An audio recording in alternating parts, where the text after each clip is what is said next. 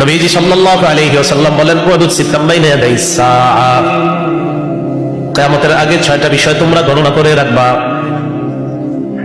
1 number মাউতি, আমার মরণ, আমার ইন্তেকাল, এটা তোমরা গণনা করবা। আমি দুনিয়া থেকে বিদায় নেওয়া মানে কিয়ামতের আর বেশি বাকি নাই।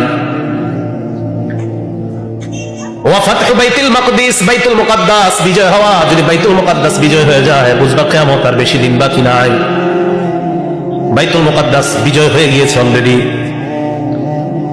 সুম্মা মুতা লিয়াখুযু ফীকুম কাকুআসিল গানাম, বকরির পালের মতো তোমাদের মধ্যে একের পর এক মহামারী আসবে। যখন দেখবা একের পর এক মহামারী আসে বুঝবা কিয়ামতের আর বেশি সময় বাকি নাই।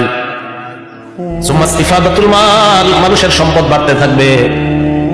হাত্তা ইউতার রাজুলু মিআতা দিনার, কোন মানুষকে 100 দিনার স্বর্ণ দেওয়ার পরেও ফায়াযাল্লু সাখিতান, তার মনটা অসন্তুষ্ট থাকবে, মেজাজটা খারাপ থাকবে, আমার আরো দরকার।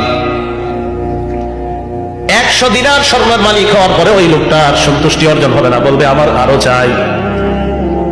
সুম্মা ইস্তিফাদাতুল মাল, সম্পদ বেড়ে যাবে।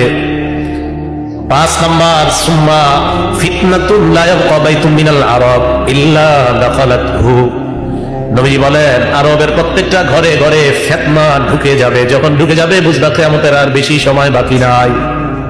আরবের অবস্থা কি এখন? হ্যাঁ, হজও চলে, উমরাও চলে, সবই চলে।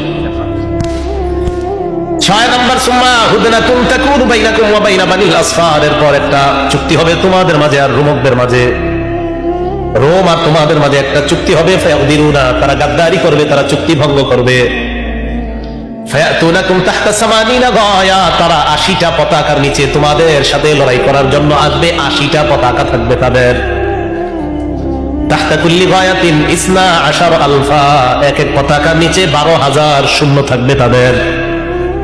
এক এক পতাকার নিচে 12,000 সৈন্য থাকবে। এই 80টা পতাকার নিচে তারা তোমাদের বিরুদ্ধে লড়াই করার জন্য আসবে।